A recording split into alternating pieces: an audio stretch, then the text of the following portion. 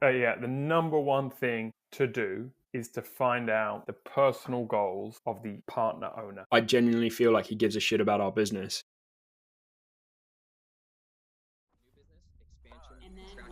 The mutual benefit of the ecosystem that is aligned to start sharing our solutions. Welcome to Make Them Famous, the podcast about partner enablement. The only podcast to uncover both how partner teams enable their partners and how other department leaders enable their partner teams to achieve success.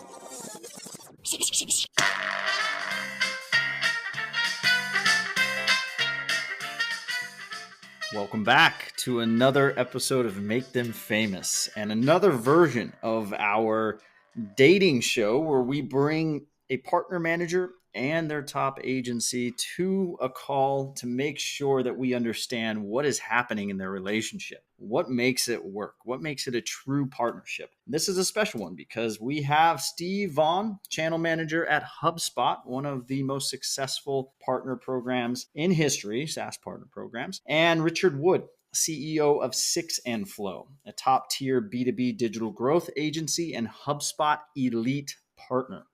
In this discussion, we will find out why Richard is an elite partner. What was that journey? Why did he go down that road with HubSpot? What pushes him week to week, day to day, month to month to keep that journey alive?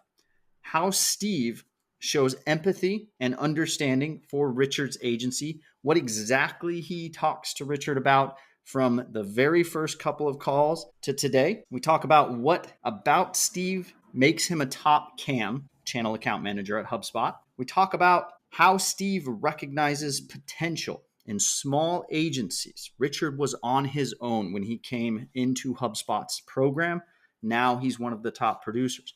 Why did Steve take a chance on Richard as a one-man shop and really work closely? Steve spent a lot of time with Richard early on. What about that relationship did Steve see? And then why and how did he progress to what it is today?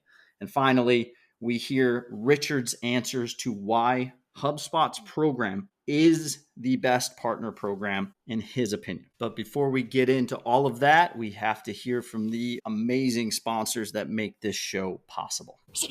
Of course, we couldn't make this podcast famous without our amazing sponsors. For sponsorship, we aimed for not only great products, but tech used to power some of the top partner programs around. We've invited PartnerStack, ShareWork, and Sendoso to be those sponsors. PartnerStack, for those of you unfamiliar, is the leading partner management platform, or PRM, for SaaS companies like Monday, Unbounce, Intercom, and Webflow. And it is a company we've worked closely with. We advise many of our post-program market fit clients to demo PartnerStack when they are ready to scale revenue through partnerships. We've talked a lot about co-selling in this podcast, so please check out our sponsor for co-selling, ShareWork.co, a free app that allows partnership managers at top companies like Qualtrics, FullStory, Smart Recruiters, and Sendoso to easily generate partner-sourced and partner-influenced deals thanks to real-time and unlimited account mapping. ShareWork is offering all Make Them Famous listeners a 3-month free account to map unlimited accounts, generate leads,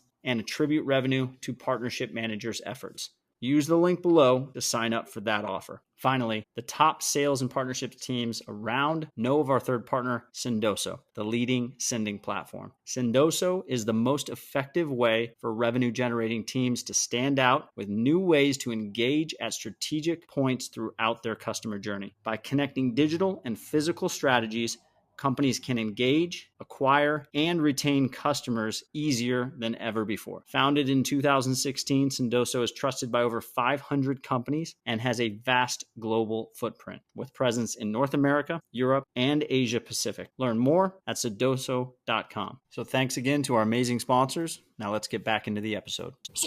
So today we've got a pretty awesome episode teed up. I've been chatting with Steve and Richard about what they do day to day, week to week, month to month to make sure that Richard and Six Flow and obviously Steve and HubSpot are both winning in this relationship. Steve, why don't you start the introduction? Who are you? What's your title? And give me 3 words to describe the current state of HubSpot's massive partner program. Great. Nice to be here. Thanks for having me.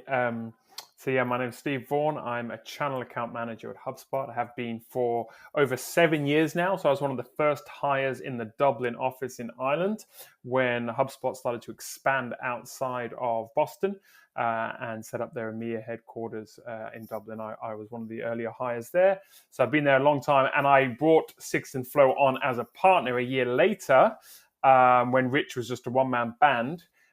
So I've been managing Six Flow for 6 years. So that's who I am. That's how long we've been connected. And the partner program right now, in 3 sort of phrases or words, I'd say is on fire, in a good sense, delivering the happiest customers HubSpot has. That's the second one. And the third one I would say is that it is evolving and maturing. And I'm sure we can talk a bit more about that. But they're the 3 sort of top level things I'd say about the partner program. Awesome. And Richard, you guys just reached the Elite status, the highest status, I believe, in HubSpot's tiered system. Please introduce yourself and then give us a timeline of where HubSpot came in and what the tiers were before Elite and some of the things that you can talk about in there. Yeah, cheers, Alex. Thanks for having me on. So my name is Richard Wood. I'm the managing director at Six Flow. I have the pleasure of leading what has now become one of the front-running agencies in EMEA for the HubSpot Partner Program. Like Steve said, we've been with HubSpot for 6 years now. We typically work with high-growth B2B tech, SaaS, and professional services businesses, and we've grown from one, as Steve said, to there's now 30 of us, and we're now working in EMEA, in North America and Europe. So it's been a wild ride over the last 6 years. Awesome, Richard. Thank you for that. Back to you, Steve. We're going to focus this first part of the discussion a little bit more on what you're doing week to week, month to month for Richard and your partners, and what the program looks like on the enablement side. Yeah, I mean, the first thing that backs the program is HubSpot. It sounds obvious, but Six Flow has our own HubSpot. We have ours, and that we use, of course. And so that's really key, because when you come to making sure there's a good relationship between the partner manager and the partner, having clearly defined goals that align, I'd say that's one of the top tips. You have to have a clear way of measuring how they're aligning. So, for example, in Six Flow's HubSpot, we have a whole partner dashboard and where the certifications are that they've passed, where the tier status. So, as I said, Rich and the team are one. I think it's only 15 elite partners globally. They've hit that, and that's got certain measurements according to MRR and sales and customer happiness that all have to be met to get there. So we can see that, and so Rich's targets of what he's trying to do to stay and to be elite and then to grow as an agency are then aligned to my targets, and so that is critical that there's that alignment of what he's trying to do and what I'm trying to do, and that's probably one of the big reasons why it's worked so well, because when Rich came on board as a HubSpot partner, he said, "I'm all in. Just tell me what to do, how to do it. I'll build my whole agency." Of course, with a Six Flow, Rich would feel, and he can talk about that, but he's like all in, and he's wrapping all his services around the software and learning everything. So there's a real alignment of goals. But yeah, there's dashboards, there's pipelines, there's renewal documents, there's a shared Google Doc that Rich and I use. We do some co-selling together. We have joint goals. There's a tier system, the certifications, commissions. Rich gets commission on everything he sells, which is obviously significant as well, particularly over 6 years. It's very significant. So Elon Musk described, and this is what our CEO keeps talking about, you've got to have all the vectors aligning.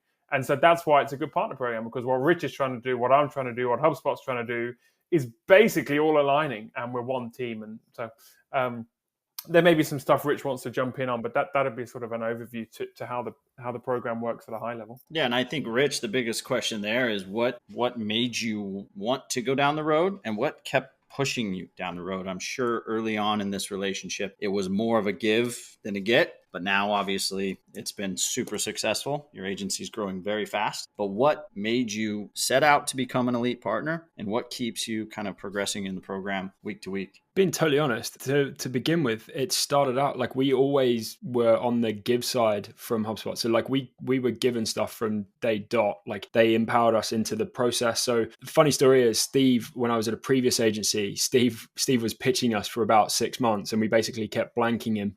And he managed to reach out to me on the day that I left to kind of become a consultant.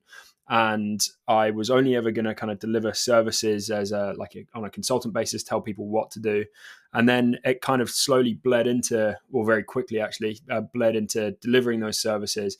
And Steve managed to catch me on the day that he just phoned me on my mobile on the day that I'd switched roles into like this new role, and said, "Hey, like, what are you up to now?" And I explained to him and said, I'm going to do my own thing. And he was like, "Well, do you want to come out to Inbound, the conference they run out in Boston every year?" And said, "Do you want to come out to Inbound, see what the partner program is about, see what it's like, speak to other partners, come out and we'll show you what it's all about." And I went out and he introduced me to a bunch of partners. They showed me how they built their agency around the program. I very quickly kind of fell into the orange bubble and kind of saw the energy and enthusiasm that agency owners had for the program, which agency and enthusiasm from agency owners around, energy and enthusiasm from agency owners around partner tools and things is rare. So I decided to take a chance, and I felt guilty because Steve had taken me all that way and bought me a nice dinner. So I thought I should probably sign up for this. But categorically, the agency wouldn't be where it is now without our HubSpot partnership. They've helped us from everything from like aligning our sales structures, co-marketing, co-selling. We've been past opportunities. We've been a big part of their growth map as well, because we sit on advisory councils. So it feels like a partnership. There's a two-way street in there. And Steve has been a huge part of that. Although he can be a bit of a knob, he is a good mate now, and like we work incredibly well together. I love that. So true partnership. And this is where we like to dig out what that actually means. You mentioned a lot of keywords there. So I want to figure out from Steve's perspective first. Richard told me this, I think a long time ago when we first started talking, that his partner managers really understand his business. They understand his agency as a business, what it takes to run an agency.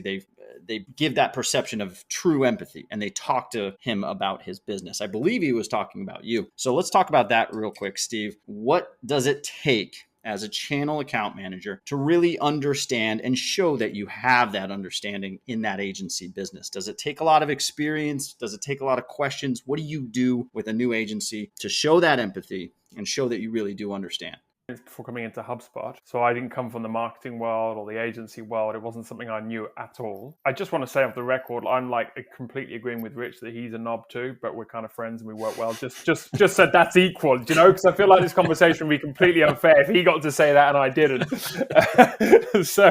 And I did buy him a dinner at Boston, which meant he signed up as well. So the empathy thing is key. So and it's nice because Rich was a one-man band, so there's a blank sheet of paper. He was like, what am I going to build? He didn't even have an agency in mind, and then he caught the vision, and then he could, do the whole thing. So I was able to help him, and we had so much fun, as he said, just doing it together and figuring it out. But two things. One is you just have to ask loads of questions. For example, the classic sort of what are the classic frictions and challenges of growing an agency in a small business, the hiring challenging, the service challenges, the technology challenges, the sales challenges. And the key thing is that you're not just asking the questions that dominate my mind according to my sales targets. And that's the mistake channel account managers always make, is it's just about their targets and whether the agency is going to deliver in the next kind of 30 or 60 days for them. More, you have to have a holistic approach and say, if this agency is to grow over the next 2 or 3 years, because we solve as many business challenges they have, then of course I'm going to benefit hugely as a channel account manager on a personal and in my role. But I just have to care enough about that agency's growth for its own sake. And so I think that's been part of the questioning and learning all about the teams they have and how they're structured and what works and the failed hires and all that kind of stuff. So it's a much more broader understanding of not, what deals are you closing for HubSpot this month, but hey, how's the agency going? What are your personal goals as a business owner? How much you want to grow this year? Where are your biggest challenges? Who are you going to hire? Et cetera, et cetera, et cetera. The second thing I'll say, because Rich mentioned it, is I kept introducing him to all, particularly American at that stage, because the American partner program was more mature, American partners who are 1 or 2 years further down the road than him. So when I didn't have a clue what an agency growth curve looked like with HubSpot, he was speaking to agency owners who did. And so then he could ask loads of questions, and so could I. And it was a kind of fun learning process for all of us, to be honest. So that was invaluable early on, is to connect him to agencies that were partners that were further down the road. Now Rich is leading the way doing that with others, but back then that was how it worked. Alex, can I just jump in there as well? So 2 years ago at a partner day in Dublin, Brian Halligan actually asked me, like, what is it about Steve that makes him like one of the business's top performing reps? And like I said to him, it's because I genuinely feel like he gives a shit about our business. Like we have a relationship where he understands things that are going on in my business outside of what is being sold in terms of HubSpot licenses. And he understands how HubSpot fits into that, like the wider picture, not just about how I can grow his MRR for his target. And that makes a huge difference, because like Steve, over the years become almost like a confidant in terms of like when I'm making wider business decisions. I'll ask him. I genuinely don't listen to him, but I do ask him. But I'll find out what's going, like what he thinks is the right move, and that's the kind of partnership that I think any SaaS business should be aiming for, is having that intrinsic understanding, because you get better performance out of us. Yeah, and that's one of the hardest things I think for any CAM or any account manager for a major SaaS product, is the empathy side, the fully understanding an agency. And you mentioned, Steve, you're not an agency. You didn't admittedly understand what it is like for Richard running his business. So what you did is A, ask a lot of questions, and B, introduce Richard to the agencies that are further or deeper in the program than he was when you started. That gave Richard a sense of, hey, Steve's not going to try to pretend like he understands at this stage. We'll get there. But what Steve is showing me is that he wants me to be successful, and he's going to do anything he can to make sure I'm successful. So ask the questions for success, and then introduce Richard to some of the agencies that have that success so they can talk. Now, I want to process that out if we can, Steve. So if you put on your head of channel pants and pretend like you're about to instruct a partner manager to do and put an SOP together for what you've done for Richard and your other accounts, what are some of the bullet points that you would make sure are in that SOP for a 25-year-old partner manager to go after a list of their brand new accounts that they have never spoken to, that are agencies in your program? What would you put in that bullet point list for to-dos or not to-dos? The number one thing to do is to find out the personal goals of the partner owner, the agency owner. Number one thing. Otherwise, you're just going to have friction, because particularly in the agency world, where they're typically, as Rich said, he's now a 30+ agency, but you're not talking enormous businesses, so it's still their baby, and obviously you can grow to a 100-person business and still be your baby. So if you haven't fully aligned to the agency partner's personal growth and personal meaningful goals in the way you're approaching that partnership, then there's just going to be friction at some point. So that's the number one thing. And so Rich and I, and that's why it's been fun, because in one sense, it's just, he was very kind in the words he said to me that, but it has just been a load of fun chatting through like what we're trying to do and how we're going to get there and what do you want to do. And, it's been that kind of a relationship. So that's the number one thing. So I see so many young CAMs going into their roles, just going like, what are your targets? And do you want to hit what tier? And all those questions are significant, but they're secondary to what are you trying to do as a business owner and what is your agency trying to do. So that's the number one thing. Don't rush the step of the motivation that drives the agency owner. The number two thing I would want to do is you just want to have some really clear processes in place. I mean, I'm really basic stuff, but you want to have them in place. How are we going to communicate? Slack, email, phone calls, Zoom, how often? How are we going to minute our conversations and how are we going to break down our goals into smaller chunks and have that organized? So, we have some Google Docs and we're taking sheets, and I've explained some of the dashboards we use. So it's all really clear. It's like, this is what we're trying to achieve together, and then this is how we're going to communicate and work together to achieve those things. So again, just slow down, make sure both people are fully aligned. All the vectors are going in the right direction. Everyone's understanding the expectations.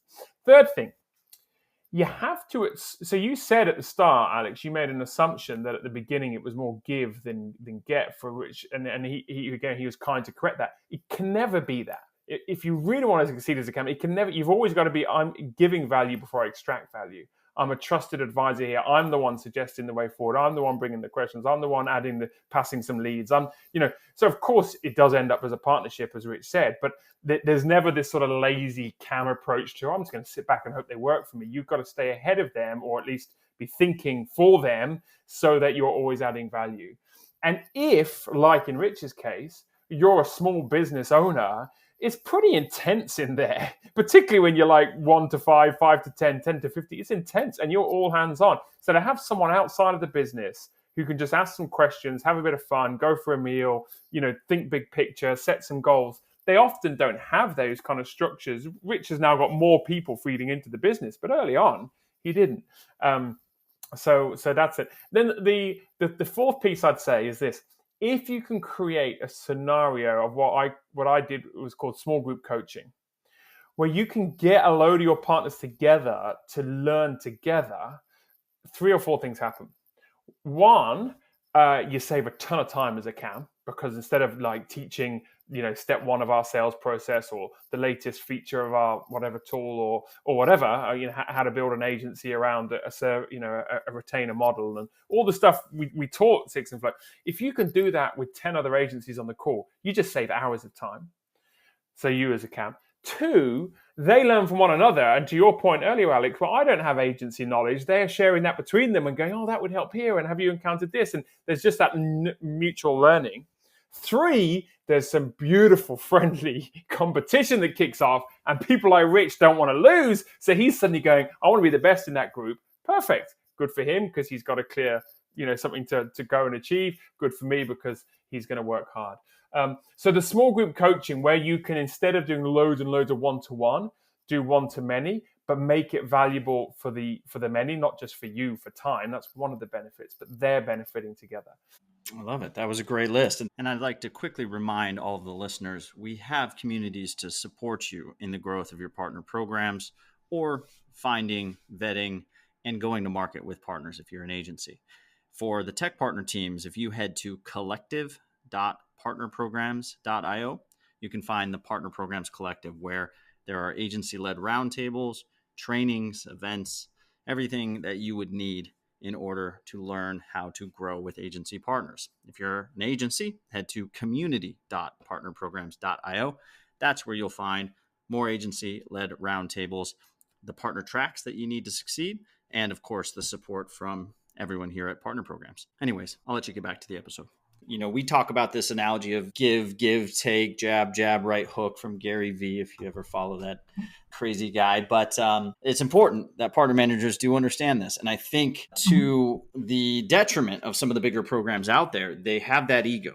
They have that ego of, we have agencies making all of this money and getting all of these referrals and all this traffic, and we have thousands of partners. They are structured to put an agency down a path to make them learn and develop on their own. They're invited into some of these group things in Slack, yes. But what you did with Richard, I don't see as often as I wish I did, where you come in as a one-to-one relationship. I'm here to help you grow. I'm not necessarily your channel account manager yet. I'm almost just your liaison in this whole world of partnerships. And I'm here to make sure that you navigate it correctly. Talk to me a little bit about trusting in the relationship being something that will bear fruit. But what did you see? How did you make sure that you are going to get ROI from the relationship, and trust that your free time, not asking him for business, was going to net out something in the end? Yeah, that's great, because, there are time wasters out there, right? So, in one sense, I'm not saying every one-man band everyone should commit to with the same gusto and energy.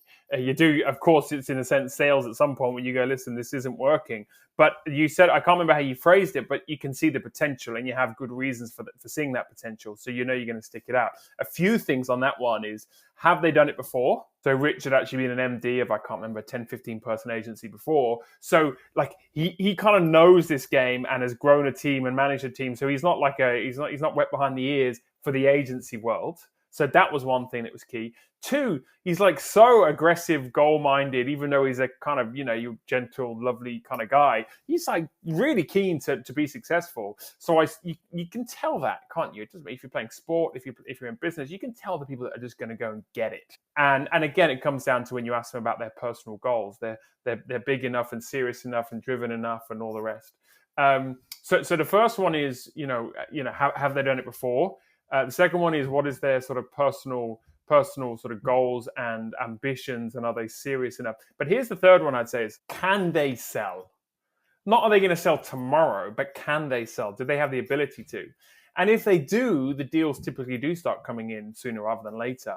So, if you've got someone, say in the agency world, that is purely been on the services side or building websites, you can quickly tell this person has no commercial sense and could not sell for anything. And no matter how much time and effort I put into them, they're just not going to get it, because it's fine. They just build websites and they're good at delivering services and whatever. But can they drive a business forward through revenue? No.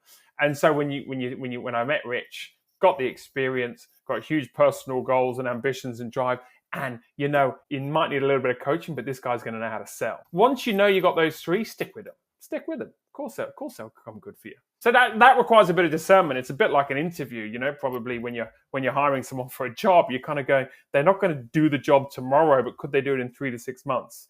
And you have to learn to spot the traits early. What a great answer. To Rich's credit, I mean, the guy's phenomenal at selling. I think he sells without selling. He's got that personality. So I want to go back to Richard for the last 10 minutes. I know you have to jump off, Steve. Yeah, thanks for having me.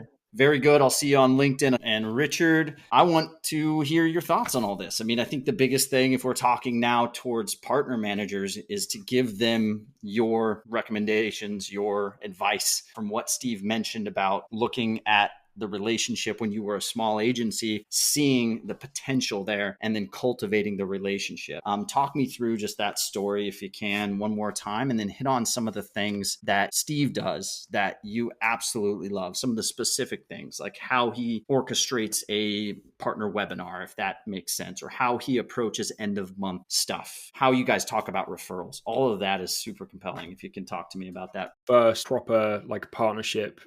So we took on HubSpot only a month or two into being kind of having decided to start the agency journey. And with that, it was, we got lucky because HubSpot is an incredible partner program.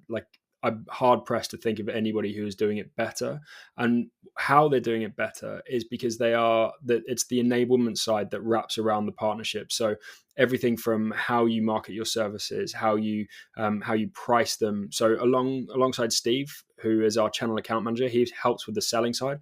We also have a channel consultant, and our CC is Bertrand Saint-Pierre, and he will help us with the actual doing side of HubSpot. So if there are much more of an intrinsic account or CSM type role rather than a sales role.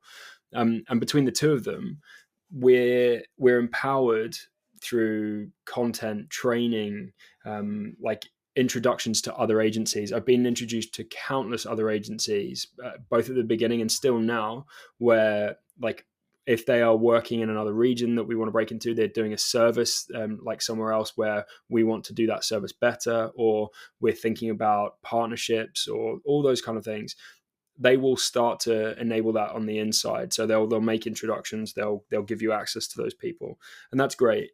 But the other thing that HubSpot does incredibly well now is, as partners, we have more foresight in the roadmap. So we understand what's coming, when it's coming, how it's going to affect the market, not from the HubSpot investment point of view, but from how it's going to affect our clients. So how does this tool roll out to somebody who's in the service space, or somebody who's selling? What will this mean to their business? So all of those kind of things, and being involved in things like betas and even sometimes alpha testing, is a huge asset to us as an agency, because it helps position ourselves as those knowledge and thought leaders.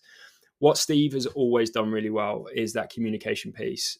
But he's at the same time, so Steve, if I ever put up my hand and say, Steve, I need help, Steve will come running, he'll jump on a call, we can talk it through. But the other thing Steve is very, very good at is marshalling his time. So when Steve's on holiday, Steve's got family time, that's it. don't contact him. And he's very clear with that, and everybody understands that. And I think it's good that he's managed to maintain that balance, but also give me a feel of like when he's present, he's present. So we have great communication channels. Like he's in our Slack. We have a bi-weekly meeting he has with our head of sales, a bi-weekly meeting he has with me to talk about agency growth. So not really to talk about sales at all, but talk about like positioning, how the sales team is built, where we're heading, and helping me make decisions around those. We normally run a webinar every other month with him as well. And that webinar is often driven by content from him. So I will suggest a topic, I'll do all the marketing, I'll host it, and I'll like compare and kind of marshal the Q&A.